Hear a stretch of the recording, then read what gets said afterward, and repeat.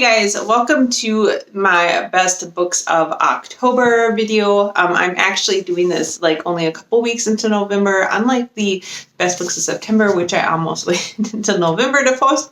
So I do have 6 books I'm going to go through, and I'll go ahead and just start talking through them. The first book that I read this month that I really loved and gave 5 out of 5 stars was one that kind of surprised me, and that was Marrow Charm by Kristen Jock. And this is the first book in the Gate cycle. And I originally looked at this one because I thought the cover looked kind of cool. I thought it sounded kind of neat, and I ended up really loving it. It's a very dark fairy type of book. It's very dark in tone. It's got a lot of fae stuff in it, and honestly, at this point, I read it quite a while ago, but I really loved it, and I'm very excited to keep reading that series. And it kind of surprised me because I didn't know anything about the author or anything. It was one of those ones like, ooh, the cover's kind of cool looking. I'm going to go ahead and get that to read. So that one was kind of a surprise, and I really liked it. The next 2 books I'm going to talk about are from the same series, and this is one a million people have probably already read, but it's new to me, and that is Full Metal Alchemist. I am getting these in like the 3-in-1 volumes because I prefer to read my manga series that are really huge in like 3-in-1 volumes if I can. And so I got volumes 1, 2, 3 and volumes 4, 5, 6. And I read them and I really enjoyed both of them a lot. You'll see these a lot on my favorite books of the month as I'm reading the series because this is a really fantastic manga series. It's set in a world where there's like kind of steampunk, lots of alchemy. They're very well drawn. There's lots of characters. The characters are very good. There's a lot of action and very good storyline. So all in all, I just really liked both of these books. I think this is an excellent manga series. It's shonen. So it's in Japan, it would be aimed at like young adult men, younger men. So it is appropriate. I think it's rated teen. So, my son and I have both been reading these. He's almost 13 and he really likes them as well. So I would definitely recommend that if you are interested in a new manga series and you kind of like really complete world, complex characters, and some action and fun in your series. They're also very funny. So there's a lot of humor in here, which makes it just more fun to read. All right. The third book I want to talk about is The Tea Dragon Festival by Katie O'Neill. Again, this one is aimed more at kids, I think, but I really liked the Tea Dragon Society, which was released last year, and I really enjoyed the Tea Dragon Festival, which was released this year. And I wish I got this from the library, so I don't have the book to show, but I wish I did. These last 2 books, series, I guess you could call it, even though it's only 2 books, I really love O'Neill's like illustration style. It's kind of cartoony, but like very old school, like almost like looks like paper cuts or something. Paper cutouts, I suppose I should say. And very whimsical, very bright colors, a very cute story. They're very fun stories to read and just very nice, like they're just very happy and nice, and I like them a lot. So if you like fantasy kind of graphic novel things at all, these are all like larger format books. They look like a big kid's book almost, but it's kind of a graphic novel like story in it. So I really am enjoying those. So the Tea Dragon Festival is definitely a highlight of October for me. The next one I really liked, it kind of surprised me that I gave this 5 stars because I give most of the books in the series 4 stars.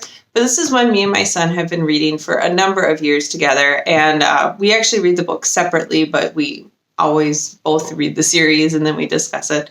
And that is Wings of Fire by 2T Sutherland. And the most recent book in that, The Poison Jungle, just came out a few months ago. And it was, or maybe it was in July. Anyways, it was really good. These I go between like 4 and 5 stars. And I thought this was a really good book in the series. I really like it. They're fun. They have a lot of action. They're cute.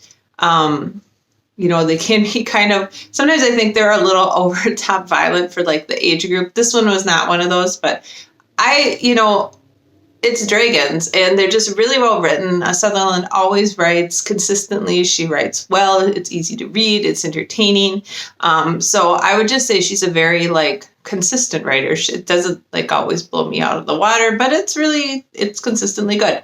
And I really like this. I liked revisiting the world. This is the 13th book in this series, so it's been a long time part of my life. I like visiting the world. I like the characteristics of the dragons.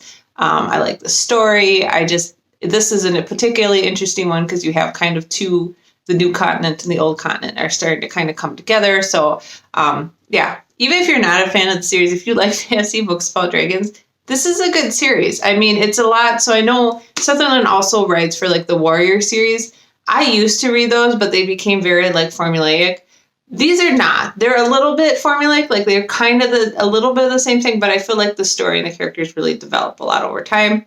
And, the stories got a little more complicated as the series has gotten on, and they're just fun, easy reads. So I would recommend these if you are interested in male grade fantasy at all. They're very good. They're consistently good. My son loves them. He's obsessed with the series. While I'm not obsessed with them, I did think this book was exceptionally good, and I did give it by about 5 stars. All right. The last book I gave 5 stars to this month was A Constellation of Roses by Miranda Acevedo. I think that's how you say it. This one was another one that was a surprise to me. I picked this up on NetGalley for review and just kind of picked it up. I thought the cover looked cool. I read it. I thought it sounded good. And it was good. It's one of these very like magical realism. It reminded me a little bit of like Sarah Addison Allen, like who did like garden spells and that kind of stuff. But it's very magical realism. It's young adult. It's about a very troubled young woman who had a very rough time growing up. Who ends up being adopted by, I think it's her aunt and her grandma, but she didn't know this woman was her aunt. Anyways, and they can kind of, all the women in the family have like a magical talent. And the main girl in the story, when it starts out, she thinks her talent is she can steal anything and nobody ever catches her, right? And it kind of plays into her like dicey lifestyle she's been living up to this point. I just really liked the book. It was very well written. It's in a really nice, like, small town setting. There's a lot of magical realism in there, and it's really intriguing to watch this girl, like, try to convince herself that she deserves to be in a nice, good, supportive family, despite all of its weird eccentricities, right? So I liked it a lot. It was really one of the highlights. It was kind of weird because I read A Constellation of Roses, and then right after that, I read Midnight at the Blackbird Cafe, and they're very similar theme-wise. They both have a lot of magical realism. They involve like magical like baking stuff a little bit, and kind of people trying to like belong and figure out what to do with their life in a small town setting. In both cases, the people are kind of like waylaid by like, this is their plan, this is how they think their life is going to go, and then it ends up going a completely different direction. So I guess A Constellation of Roses, I just found to be a very interesting read. It was very hopeful. It had some fun, like little magic stuff in it. And in the end, it just left me feeling like really good and happy, and that, that always is a good thing for a book for me. I mean, I don't mind reading books full of like death and torment sometimes, but sometimes it's just really nice to read a book that leaves you like, oh, well, that ended well and it was happy and that was a nice book. So I would definitely recommend A Constellation of Roses if you haven't read it, and you like magical realism in a contemporary setting, kind of those like kind of a coming of age, but more of like family, friends kind of story, and learning how to overcome like a really tough past and start to your life. So those were the 6 books that I really liked. Meryl Charm, the 2 Full Metal Alchemist volumes, The Poison Jungle, which is a 13th Wings of Fire book, and A Constellation of Roses, and the Tea Dragon Festival. And it's kind of a weird variety of books this month. But that's what I have. So we'll see how November goes. So far, I've read a couple books in November I've really liked. We're about halfway through. I will say I feel like I haven't been, and I don't know if it's because I just read so much or what, but I feel like I've been reading a lot of somewhat lackluster books lately. Like there haven't been a whole lot of them that I'm like, ooh, this is amazing. There's just been a lot that I'm just kind of like, okay, that was fine. On to the next one. So, and that could be an artifact of just, I read so much that stuff starts to kind of seem the same after a while. I have been reading a little bit more like nonfiction and stuff just because it's different from all the fantasy stuff I normally read. Anyways, So those are my favorite books of October.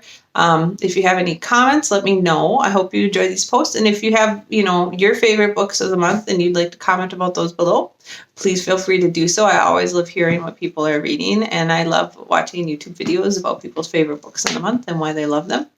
All right. Well, I will talk to you next week. I hope you have a great week and have some great books to read, and talk to you later. Bye.